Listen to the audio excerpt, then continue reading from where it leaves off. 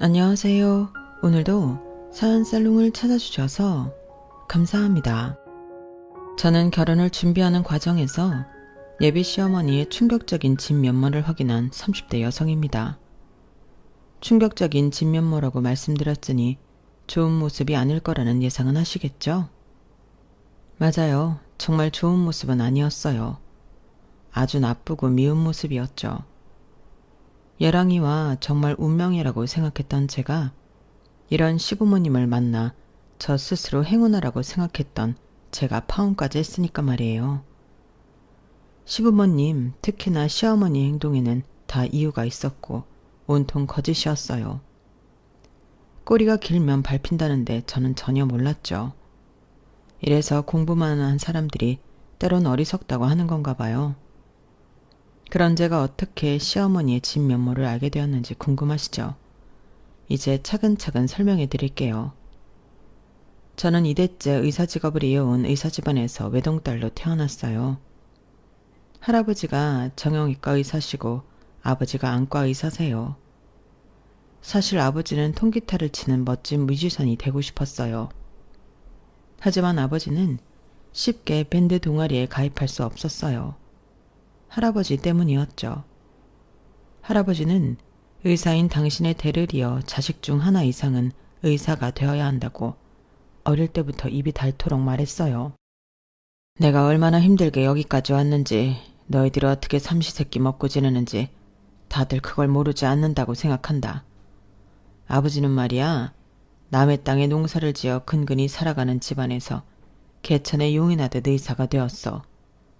얼마나 가난했는지 하루에 한 끼를 굶는 건 아무렇지 않았고 매일 도시락을 싸가는 게 소원이었지. 어떻게 해서든 가난에서 벗어나고 싶었고 그래서 의사가 되기로 결심한 거야. 손에 굳은 살이 박힐 정도로 매일 코피를 쏟는 게 당연할 정도로 공부를 했다. 그래서 결국 아버지는 해냈어. 의대에 붙었지. 아버지가 살던 동네에서 의대에 간 놈은 아버지밖에 없었어. 개천에서 난 용이라고 사람들이 어찌나 칭찬을 하던지 마을에서 잔치가 열리고 난리도 아니었다. 그렇게 최종적으로 의사가 되어서 아버지는 너희 할아버지 할머니를 호강시켜줬어. 그것뿐이냐? 너희 엄마를 만나 너희들을 부족함 없이 키웠어. 이제 아버지의 소원은 그것 하나야. 너희 5남매 중에 의사가 하나 나오는 것. 둘이어도 좋고 셋이어도 좋다. 하지만 하나는 꼭 나와야 돼. 내가 그렇게 만들 거다. 그러니 다들 공부 열심히 해. 알겠지? 그래서 장남인 아버지는 뮤지션의 길을 포기하고 공부를 했고 의대에 진학했어요. 물론 아버지는 지금도 여전히 음악을 사랑하세요. 안과에 흐르는 음악도 모두 아버지가 리스트업한 음악일 정도로요. 하지만 할아버지의 욕심은 여기서 그치질 않았죠. 사실 할아버지는 저를 처음부터 예뻐하진 않았어요. 제가 장남의 딸이기 때문이었죠. 할아버지는 당신의 딸들, 저에게는 고모들이죠. 고모들이 딸이어서 영특하지 못해 의사가 되지 못했다고 생각했어요. 그래서 저도 마찬가지라고 생각했던 거죠. 하지만 손주들 중 제가 가장 영특했어요. 사실 작은아버지도 의사고 아들만 셋이에요. 그런데 작은아버지의 아들들은 공부에 취미가 없었어요. 제가 한 번도 받아보지 못한 점수를 받더라고요. 그런데도 기죽는 거 하나 없었어요. 물론 작은아버지는 할아버지를 볼 면목이 없어서 명절 이외에는 할아버지를 찾아가지 않았어요. 반면에 저희 아버지는 영특한 저를 자주 할아버지에게 데리고 갔어요. 그리고 할아버지도 제가 영재원에 갈 정도로 영특하다는 사실을 알고 저를 예뻐하기 시작했죠. 그러면서 할아버지는 제게 의사가 되어야 한다고 했어요. 수연아, 공부를 잘하는 사람은 의사가 되어야 한다. 의사가 되면 얼마나 좋은 줄 아니? 너도 자신만만하게 살 수 있고 남을 위한 일이니 보람도 크지. 그러니 너는 커서 꼭 의사가 되어야 한다. 그리고 아버지도 어머니도 제가 의사가 되길 바라셨죠. 그래서 저는 어릴 때부터 공부를 열심히 했어요. 그리고 저는 순탄하게 의대에 합격했죠. 그때 아버지도 그랬지만 할아버지가 얼마나 기뻐했는지 몰라요. 할아버지는 당시 병원에 계셨는데 제 합격 소식을 듣고 기력이 없는 와중에도 저를 따뜻하게 안아주셨어요. 수연아, 나는 네가 의사가 될 줄 알았다. 아직 의사는 아니지만 나는 네가 포기하지 않을 거란 걸 알아. 이대로 멋진 의사가 돼주렴. 할아버지가 기도하마. 그리고 아들아, 수연애비야. 내가 지금 가지고 있는 건물을 너한테 줄 테니 거기에 나중에 수연이 개원시켜라. 이게 내가 수연이에게 해줄 수 있는 마지막 선물 같구나. 아버지, 무슨 소리세요? 수연이 개원은 제가 알아서 해줄 테니까 걱정 마세요. 그래 아버지, 무슨 형한테 건물을 줘요. 아무리 아버지가 원하는 대로 소녀가 의사가 됐지만 그거랑 건물은 완전 다른 거라고요. 약속대로 형제들끼리 나눌게요. 너는 지금 그런 소리가 하고 싶어? 지금 아버지가 아프신데? 그건 그거고 이건 이거지. 아주 좋겠어. 의사 딸 둬서 건물 준다는 소리도 듣고. 형, 솔직히 말해.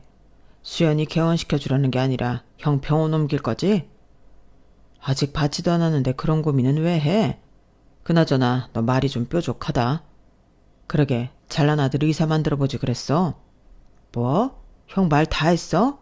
애가 내 마음대로 돼? 따지고 보면 형이 수연이 의사 맞는 것도 아니잖아. 그냥 얘가 스스로 잘한 거지. 자식이 어떻게 내 마음대로 되냐? 그리고 우리 아들들이 수연이보다 머리는 더 좋을걸? 걔네들은 그냥 엉덩이 힘이 약한 것뿐이야. 그걸 근성이라고 하지. 근성도 특기라면 특기야. 능력이라고. 형, 정말 다들 그만하지 못해. 그깟 건물이 뭐라고 이렇게 어린애처럼 싸우는 거냐? 너희들이 싸운다고 해도 내 마음은 변함이 없다. 애초에 수연이를 주려고 했던 것도 아니야. 의사 손주가 생기면 그 아이를 위해 쓰기로 한 거다. 그러니 번복은 없어. 아버지, 그럼 딸들인 우리한테는 건물을 애초에 줄 생각이 없었단 말이에요? 왜 없어? 너희들도 의사 자식 만들면 주려고 했다. 3대째 의사 집안이라는 타이틀은 없겠지만 그것도 염두했어. 그러니까 수연아, 좋은 의사가 되어라. 보람을 느낄 줄 아는 의사가 되어서 할아버지를 기쁘게 해주겠니? 저는 고개를 끄덕이고 다시 할아버지와 포옹을 했어요. 물론 할아버지는 제가 의사 면허를 따기까지 기다려주지 않으시고 돌아가셨지만요. 그래도 하늘에서 다 지켜보고 계실 거라고 생각해요. 제가 의사가 되기를 누구보다 바란 분이니까요. 그리고 저는 할아버지의 선물 덕분에 다른 친구들보다 안정적으로 공부를 할 수 있었어요. 그렇다고 열심히 하지 않은 것은 아니에요. 저는 인기과인 성형외과 레지던트에 단번에, 그것도 수석으로 합격했어요. 그리고 레지던트를 하는 동안에 교수님들의 러브콜을 많이 받았죠. 다들 저보고 교수가 되라고 난리였어요. 하지만 저는 교수보다도 연구보다도 실무에 참여하고 싶었어요. 그래서 펠리오를 2년 정도 하고 나서 돌아가신 할아버지의 말씀처럼 아버지의 건물에서 개원을 하게 되어요. 제가 개원을 하자 저를 아껴주신 교수님들, 같이 공부한 동기, 선후배들, 그 밖의 지인들이 분에 넘칠 정도로 축하를 해주었죠. 누구는 화분을, 누구는 공기청정기를, 누구는 정수기를, 정말 많은 축하와 선물을 받았어요. 그러니 돌아가신 할아버지 생각도 나더라고요. 제가 이렇게 멋지게 개원한 모습을 보고 돌아가셨더라면 좋았을 텐데 하고요. 그래서 저는 다짐했어요.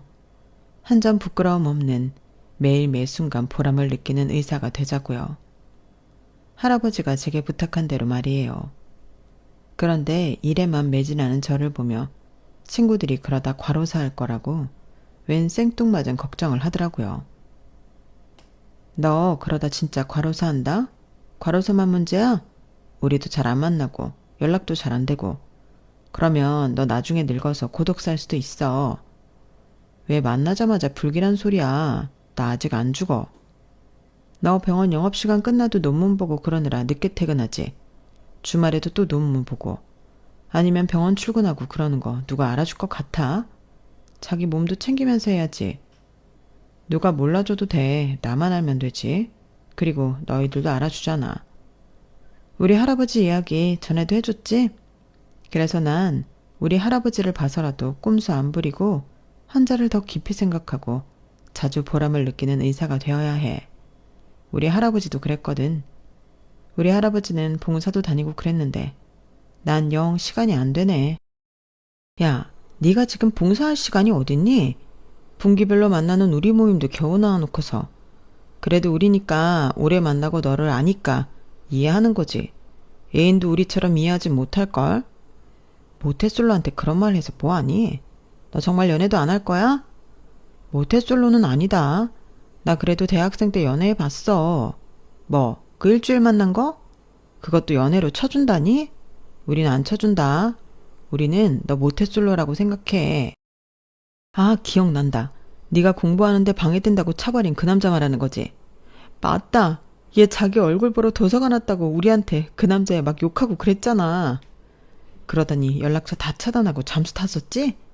형문도 모르는 남자애가 너 찾으러 의과대 가니까 소름 끼친다고. 그제서 헤어지자고 말하고. 그래서 그 남자애 바로 군대 갔잖아. 진짜 내 친구지만 최악의 여자였지. 그 후로 남자 만난 적 없잖아. 아무리 그래도 최악의 여자라니 말이 좀 심하잖아. 내가 그때 얼마나 힘들었는데. 애초에 괜히 고백을 받아줬어. 이별 통보가 그렇게 어려운 줄 몰랐지. 그 뒤로는 누구 만나기가 겁나더라고. 겁날 것도 많다. 야, 그게 사랑인 거야. 뭐 하는지 궁금하고 보고 싶고 그런 게 사랑이지. 너는 아직 덜 컸어. 사랑도 모르는 애송이라니까. 정말 남자 만날 생각 없는 거야? 그래도 네 스펙이면 소개팅 하자고 하는 사람 많을 텐데. 소개팅은 싫어. 나는 운명을 믿는다니까. 언젠가 내 짝에 나타나겠지. 만날 수밖에 없는 상대가. 참 복에 겨운 소리다. 하지만 그게 정말 복에 겨운 소리는 아니었어요. 이후에 저의 운명이 찾아왔으니까요. 제 병원 개원 때부터 오래 다닌 여사님이 계세요. 그 여사님은 제 병원을 오래 다녀주는 것도 모자라 지인들에게 제 병원을 소개해줘서 단골을 늘릴 수 있게 도와준 분이기도 하세요. 아주 감사한 분이죠. 제 병원 VVIP세요. 감사한 마음에 저는 추가 시술을 해주거나 할인을 해주기도 했어요. 그러니 여사님은 그게 고마워서 올 때마다 저를 위해 간식거리를 사오거나 가끔은 화분이나 꽃을 사오기도 했어요. 인정이 넘치는 분이죠. 그리고 올 때마다 서로 안부를 묻고 친근한 대화를 주고받기도 했어요. 그러던 어느 날이었어요. 그날따라 여사님이 아들 자랑을 많이 하더라고요. 저는 잠자코 듣고 있었는데 돌연 자기 아들과 만나보지 않겠냐고 묻는 거 아니겠어요? 우리 아들도 의사예요. 성형외과 의사는 아니고 내과 의사인데 저기 근처에서 이번에 개원했어요. 아, 정말요? 전혀 몰랐네요. 내가 말을 안 했으니까. 의사 아들 있다고 하면 다들 지나치게 관심을 보인달까요? 그게 난 좀 부담스럽더라고. 네, 그러실 수 있죠. 우리 아들은 어릴 때부터 공부를 잘했어요. 영재원까지 갔는데 얘가 자유로운 영혼이라 적응을 잘 못하더라고요. 뭐 그렇다고 우리 아들이 문제가 있는 건 아니고 정말 자유로운 영혼이라 그래요. 저도 영재원 나왔는데 어디 영재원이에요? 그 큰 대형 서점 사거리에 있는 영재원이었어요. 어머, 저도 거기 나왔는데 만났을 수도 있었겠네요. 그래요? 이런 우연이 다 있네. 우리 아들은 초등학교 4학년까지만 다녔어요. 그런데 우리 아들이 의사 선생님보다 나이가 많아서 마주치지 못했을 거예요. 아, 그러시구나. 의사 선생님 나이가 어떻게 됐죠? 저 올해 36이에요. 어머, 우리 아들이랑 2살 차이네. 딱 좋다. 2살이면 딱 좋지. 안 그래요? 아, 네, 그렇죠. 우리 아들이 또 내 말을 얼마나 잘 들어주고 다정하다고요. 원래 엄마한테 잘하는 애들이 와이프한테도 잘한다니까? 이 휴대폰, 이것도 우리 아들이 바꿔준 거예요. 내가 통화가 잘 안 된다고 한마디 했는데 그날 바꿔주더라니까? 내가 딸도 하나 있는데 걔는 영 딴판이에요. 딸 하나 여자를 안 부럽다더니 우리 집은 완전히 반대라니까? 아드님이 정말 다정하신가 봐요. 의사 선생님도 다정한 남편이 좋죠. 게다가 우리 아들은 의사고 이제 막 개원해서 앞으로 떼돈 벌 일만 남았다니까? 이런 기회를 놓치면 안 돼요. 기회요? 선생님, 우리 아들이랑 만나볼래요? 내가 정말 선생님 같은 며느리를 넣는 게 소원이었어서 그래. 그리고 내가 의사 선생님을 오래 봤잖아. 성격도 그렇고 겉보기도 그렇고. 게다가 부부가 둘 다 의사면 얼마나 좋아. 서로 고충도 더 잘할 테고 의지도 되고. 안 그래요? 아무리 그래도 너무 갑작스러워서요. 같은 영재원 나온 것도 인연인데 부담 없이 한번 만나봐요. 물론 후회 안 할 거라고 나는 100% 장담해요. 여사님이 그렇게 자기 아들과의 소개팅을 권유했고 저는 얼떨결에 여사님 아들 휴대폰 번호를 받았어요. 그럼 나중에 그 번호로 연락해봐요. 내가 미리 아들한테 의사 선생님한테 연락 갈 거라고 말해 놓을게요. 그렇게 여사님이 병원을 나가고 처음에 저는 받은 번호로 연락을 하지 않을 생각이었어요. 소개팅은 싫다고 전에도 말씀드렸잖아요. 하지만 이상한 끌림이 있었어요.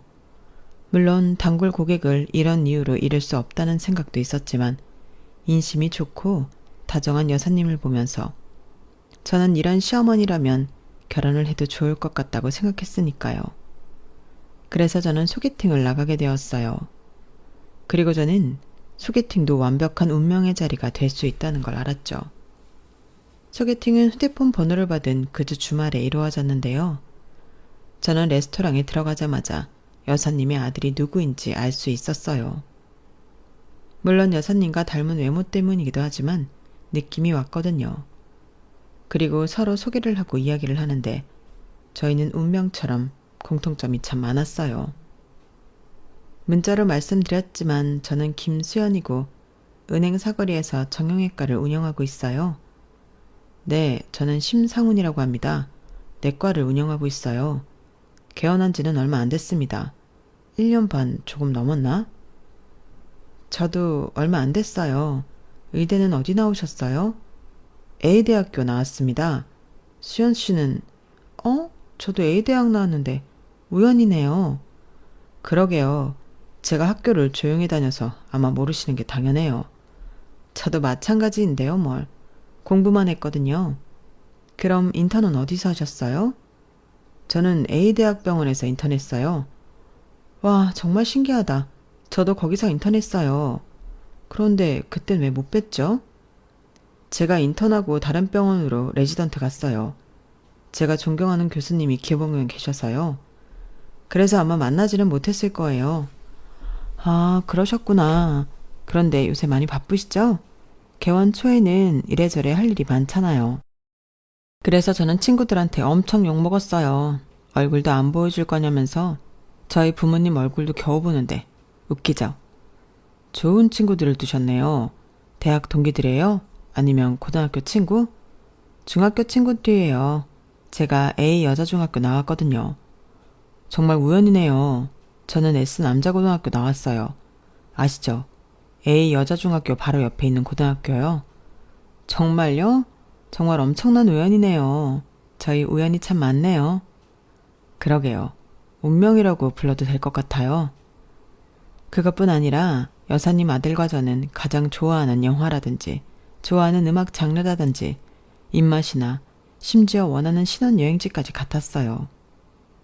정말 여사님 아들의 말대로 운명이라고 해도 무방했죠. 그렇게 저희는 운명 같은 첫 만남이 끝나고 자연스럽게 사귀게 되었어요. 이제 소개팅도 운명이 된다는 제 말이 믿겨지시나요? 그리고 저는 여사님에게 직접 이 사실을 알리기 위해 여사님의 예약 날짜까지 손꼽아 기다렸어요. 여사님은 예약 날짜에 풀이 죽은 표정으로 내원했어요. 의사 선생님 죄송해요. 우리 아들이 최근에 연애를 시작한 모양이에요. 내가 그것도 모르고 많이 불편했죠? 아, 정말요? 아드님 정말 좋은 분 같던데. 정말 미안해요. 선생님 같은 여자가 또 어디 있다고. 그런데 그거 좋아해요. 아드님 저 만나러 계속 나간 거예요. 네? 정말요? 정말 의사 선생님하고 사귀는 사이가 된 거예요? 네, 알고 보니 대학 동문회 같은 병원에서 인턴도 하고 좋아하는 영화도 입맛도 그리고 부끄럽지만 신혼여행으로 어디 가고 싶은지도 같더라고요. 여사님 덕분에 제가 귀한 인연을 만났어요. 어머나, 나 어쩜 좋아. 나는 그런 줄도 모르고. 제가 상훈 씨한테 말하지 말라고 했어요. 여사님 깜짝 놀라게 해드리고 싶어서요. 제가 그렇게 말하며 환하게 웃자 여사님은 얼굴을 가리고 울기 시작했어요. 제가 놀라 여사님에게 다가가자 여사님은 좋아서 우는 거라고 고맙다고 제게 말했어요. 나는 정말 의사 선생님 같은 며느리를 원했어요. 우리 아들 주제에 맞는 며느리, 살뜰하고 나랑 딸처럼 지낼 수 있는 며느리. 아직 결혼한 건 아니지만 내가 우리 집안 사람처럼 대할게요. 정말 고마워요. 저는 그런 소리를 들으니 마음이 뿌듯했어요. 그리고 이후 저는 여사님과 남자친구와 좋은 관계를 이어갔어요. 다들 왜 연애를 하는지 알겠더라고요. 세상이 행복으로 가득 찬 기분이었어요. 일에 치여 힘들어도 힘든 것 같지 않았고요. 왜 이제껏 연애를 피했나 싶더라고요. 하지만 그것도 다 운명을 만나기 위한 발바둥이었겠죠. 그리고 저는 여사님과 더 두터운 관계를 이어갔는데 친구들은 너무 오버하는 거라고 부담스럽다고 여사님을 욕했지만 저는 그런 여사님의 태도와 행동이 귀엽게 느껴지고 좋았어요. 여사님이 어떻게 했냐고요? 여사님은 연애 초반부터 대놓고 결혼에 대해 이야기했어요.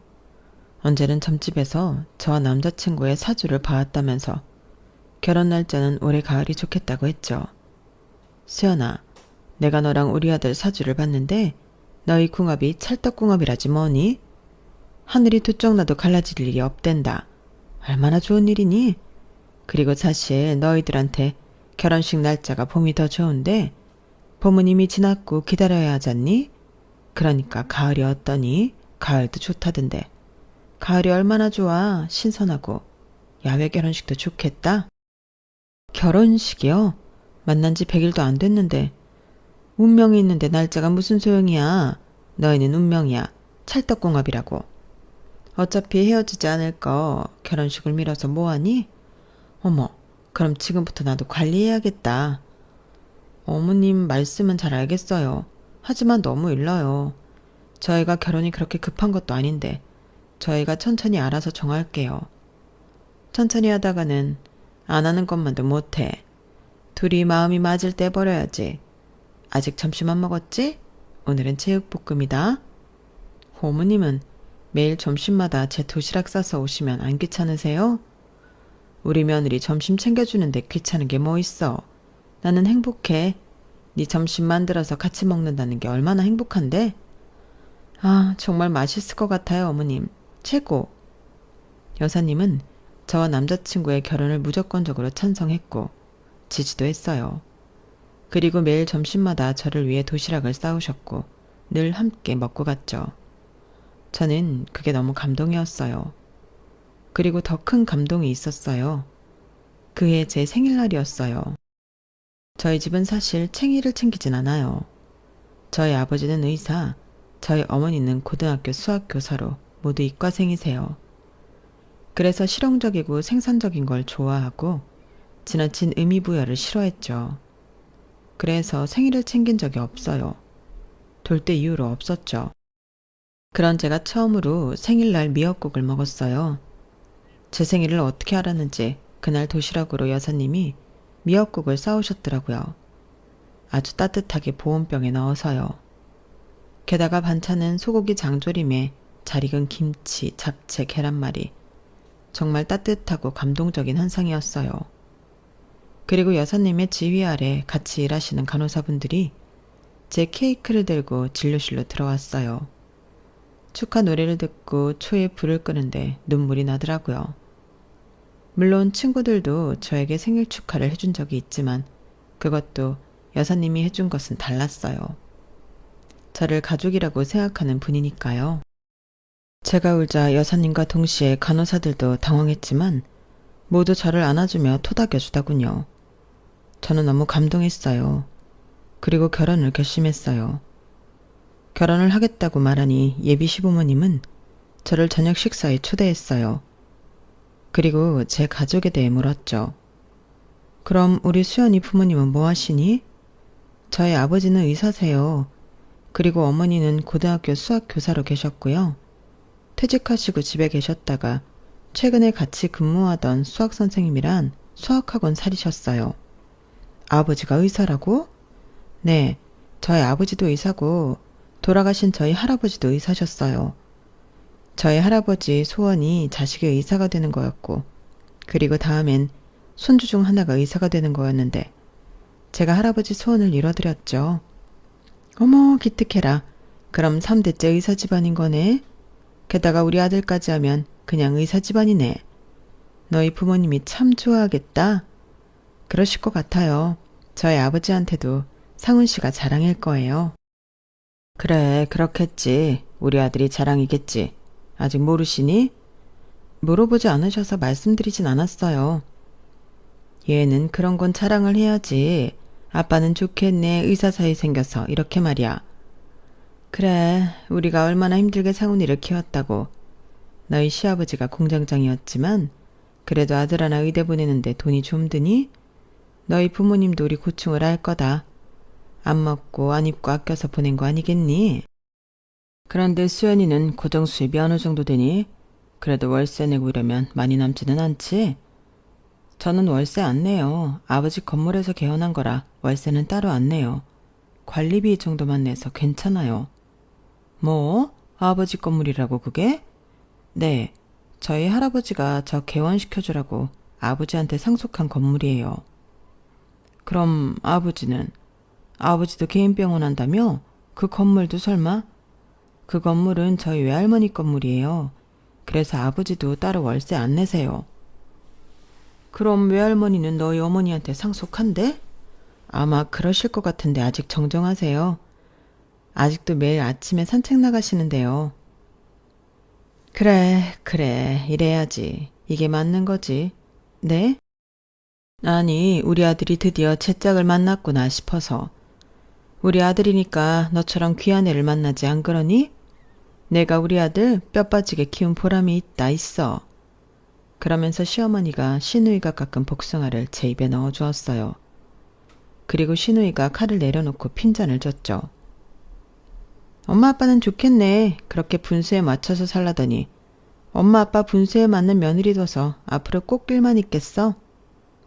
너는 말을 왜 그렇게 가시돋치게 하니? 듣는 새언니 기분 나쁘겠다. 그럼 엄마 말이 틀렸어? 사람이 분수에 맞춰 살아야지. 너는 복숭아나 깎아. 시누이가 궁시렁거리며 마저 복숭아를 깎았고 저는 불편한 기분이 들었지만 그냥 넘어갔어요. 그리고 저는 결혼 준비를 시작했고 결혼 준비는 대부분 시어머니와 함께 했어요. 얘랑은 개헌한 지 얼마 되지 않아 저보다 시간이 더 없었거든요.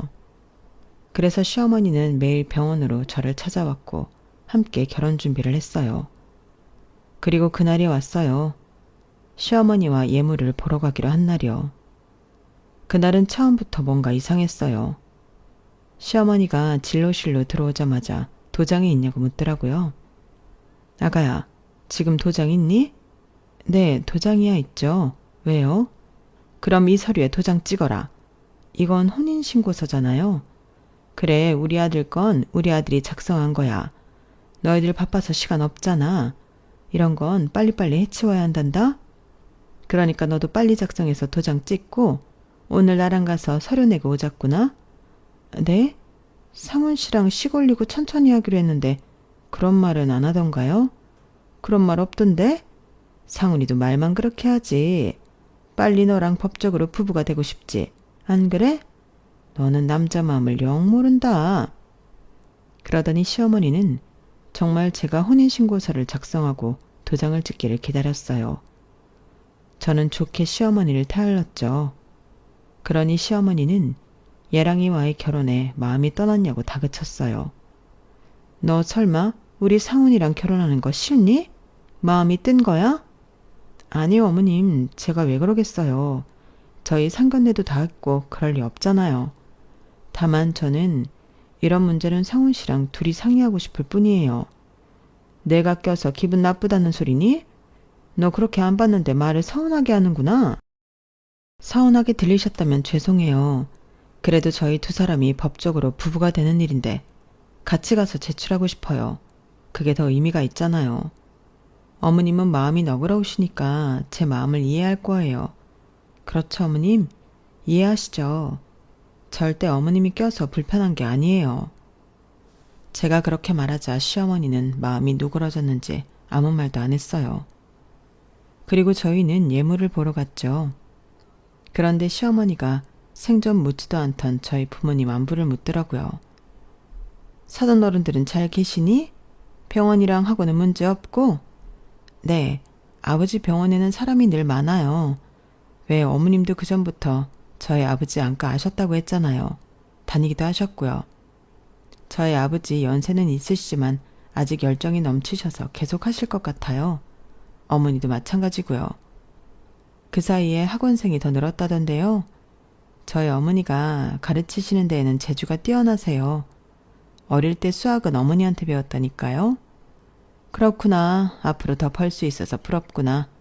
우리는 이제 너도 알다시피 너희 시아버지가 일을 그만두셨잖니. 아무래도 공장장까지 하셨는데 현장직으로 적응하기 힘들죠. 저는 아버님 마음이 충분히 이해가 되어요.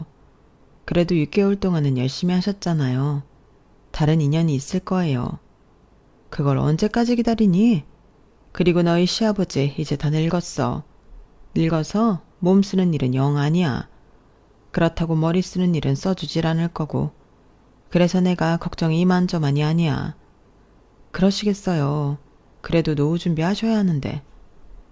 그래서 그런데 너희가 우리한테 용돈을 줄 수 없겠니? 네? 많이는 바라지 않으마. 한 달에 200만 원? 300만 원 안에서 너희가 용돈만 주면 그래도 우리가 숨통이 트일 텐데. 아니 빈말이 아니라 사돈 어른들은 아쉬울 게 없잖아. 그러니 나눠줄 거 한꺼번에 준다고 생각하고. 그건 제가 나중에 상훈 씨랑 상의해 볼게요. 그래. 그리고 네 병원 있는 건물은 언제 네 명의가 되는 거니? 사돈 어른 돌아가시면? 참, 기약이 없구나. 내가 혜택을 받을 수 있을런지 모르겠네. 네? 아직 그런 이야기는 오고 가지 않았는데 아버지가 저한테 꼭 물려준다는 말도 안 했어요. 저는 이 정도면 충분해요. 솔직히 지금처럼 월세 안 내는 것만 해도 얼마나 큰 도움이고 복이에요. 이거면 충분하죠. 너는 의사까지 된 애가 그렇게 욕심이 없어서 어쩌니? 욕심도 재산이다.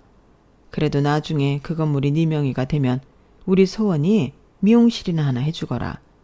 우리 소원이가 안 그래도 자기 오빠랑 비거당한다고 마음고생이 많은데 내가 그거라도 해줘야지. 아가씨 미용실이요? 아가씨가 가게 차리고 싶다고 했어요? 자기 가게 안 차리고 싶은 미용사가 어디 있니? 다들 돈이 없어서 못하는 거지. 그러니까 건물 네 명이 되면 꼭 해줘라. 그래도 내가 의사 사위 만들어줬는데 그 정도는 받을 수 있지 않겠어? 정말 그날따라 시어머니는 의도를 알 수 없는 말을 계속했고 저는 갸우뚱거리며 백화점까지 운전을 했어요. 백화점에 도착하자 시어머니는 익숙하게 입구로 들어갔어요. 저는 백화점과는 친하지 않아서 어색하게 시어머니를 따라갔죠. 그리고 시어머니가 거침없이 걸어가더니 한 주얼리 매장으로 들어갔어요. 평소에는 어디를 둘러보자고 소녀처럼 떠들던 시어머니였는데 그날은 거침이 없었죠. 직원이 시어머니를 보더니 놀란 표정을 지었어요. 그리고 시어머니는 직원에게 익숙하게 반말을 했죠. 오랜만이네? 요새 잘 나가는 게 뭐야? 저는 시어머니가 VVIP라도 되는 줄 알았어요. 직원은 어색하게 반지 쇼케이스로 가더니 이것저것을 보여줬죠. 참, 언제 와도 여긴 특별한 게 없다니까? 다른 것도 좀 보여줘. 시어머니는 제가 아는 모습과 전혀 달랐어요. 저는 가시방석에 앉은 듯이 마음이 불편했어요. 시어머니는 직원이 새로 가져온 반지들도 마음에 들지 않는 듯 콧방귀를 끼며 손사래를 쳤어요. 정말 발전이 없네. 이런 브랜드에서 일하는 거 부끄럽지도 않아? 다른 거 더 보여드릴게요. 됐고, 걔는 어딨어? 병가 내셨어요? 몸이 좀 안 좋으셔서. 몸이 안 좋긴 무슨, 나약해 빠져가지고. 그래서 이 험한 세상을 어떻게 살아가겠다는 건지. 걔 부모가 불쌍하다. 어머님, 여기 아시는 분이 있으세요? 아, 잘 아는 건 아니고 예전에 알던 사이였어. 우리 아가가 신경 쓰려는 아니야. 아, 여기는 내 며느리 될 사람이야. 의사고. 개원했어. 꼭 전해. 어차피 나온 거 일일이 보고할 거잖아. 시어머니 말에 직원이 얼굴을 피했어요. 다 됐고 이제 다른 거 더 보여줘. 난 여기서 꼭 우리 며느리 반지 맞출 거니까. 디씨 해줄 거지? 그러면서 시어머니는 매장 군데군데 있는 쇼케이스를 들여다봤어요. 그리고 직원이 제게 다가왔죠. 저에게 의문의 종이를 건네더라고요. 그리고 의미심장한 말을 했어요. 제가 준 번호로 꼭 연락해 보세요. 저는 그날따라 분위기가 심상치 않던 시어머니의 눈치를 보며 백화점 밖으로 나갔어요. 그리고 그 번호로 전화를 걸었죠. 상대는 전화를 금방 받았어요. 그리고 간단하게 자신을 소개했죠. 안녕하세요. 저는 상훈 씨 전 애인 한지연이라고 합니다. 네? 상훈 씨 전 애인이요? 왜 저한테 전화를 하라고 하셨어요? 걱정 마세요. 미련이 있다거나 다시 재회를 하고 싶어서 그런 건 아니니까요. 저는 상훈 씨한테도 정이 떨어졌거든요. 그럼 저한테 전화를 하라고 한 이유가 뭔가요? 상훈 씨 어머니의 진짜 얼굴을 알려드리려고요. 진짜 얼굴이요? 상훈 씨 어머니는 악마예요. 저를 망가뜨렸고 제 일상을 엉망으로 만들었죠. 음해할 생각은 하지 마세요. 좋은 분이세요. 지금 그쪽 의사니까 좋은 분 행세를 하는 것 뿐이에요. 지금부터 잘 들어보세요. 저기요. 저는 상훈 씨랑 6년을 교제했고 2년쯤 만났을 때 상훈 씨 부모님을 처음 만났어요. 그때부터 상훈 씨 어머니는 절 좋아하지 않았죠. 제가 백화점에서 물건이나 파는 여자라는 게 싫었던 모양이에요. 게다가 집안도 넉넉치 않아 절 미워했어요. 하지만 저희는 꿋꿋이 사랑했어요. 저희는 서로 힘든 시기를 같이 극복해가며 두터운 사랑을 했어요. 그리고 당연히 결혼까지 할 생각이었고 상훈 씨도 개원을 하면 결혼을 하자고 했죠. 물론 그동안에도 상훈 씨 부모님이 저를 탐탁치 않게 생각했지만 한때라고 생각했어요. 자식 이기는 부모 없다잖아요. 그래서 저는 매주 상훈 씨 부모님을 찾아가 밥도 해드리고 과일도 깎아드리고 비위도 맞추고 그랬어요. 그리고 마침내 상훈 씨가 개원을 하게 됐어요. 개원을 하고 저희는 결혼 준비를 시작했고 겹경사로 아이까지 생겼어요. 아이요? 정말이에요? 네, 상훈 씨 아이를 임신했어요. 저희는 이렇게까지 했는데 반대하실 리 없다고 생각했어요. 찾아가 말씀드렸죠. 하지만 반대하더군요. 대놓고 아이를 지으라고 말했어요.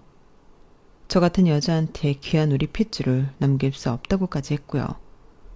그럼에도 저희는 결혼을 할 생각이었어요.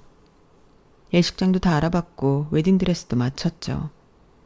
그런데 매일, 정말 매일 상훈 씨 어머니가 매장으로 찾아와 깽판을 부렸어요.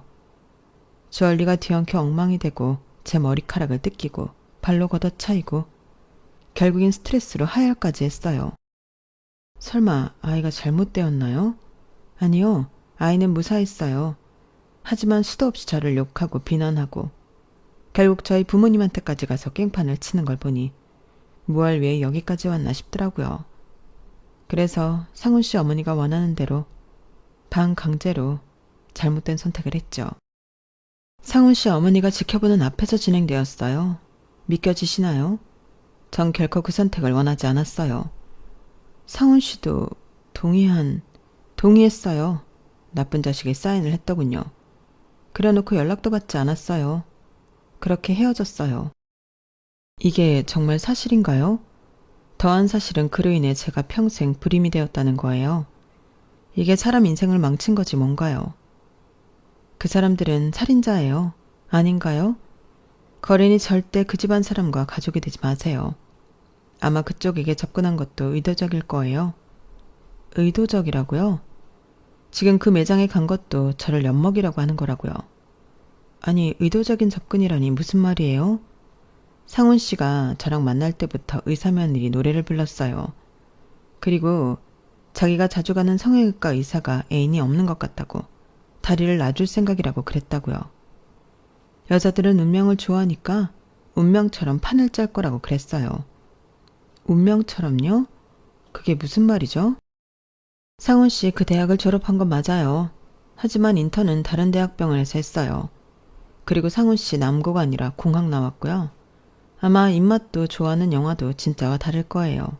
다 맞춘 거니까요. 믿을 수가 없어요. 그럼 지금 내가 그리로 가죠. 가서 보여줄게요. 그리고 잠시 후 여자는 정말 매장으로 들어왔어요. 심하게 야윈 모습이 딱 봐도 사연 있는 여자 같았죠.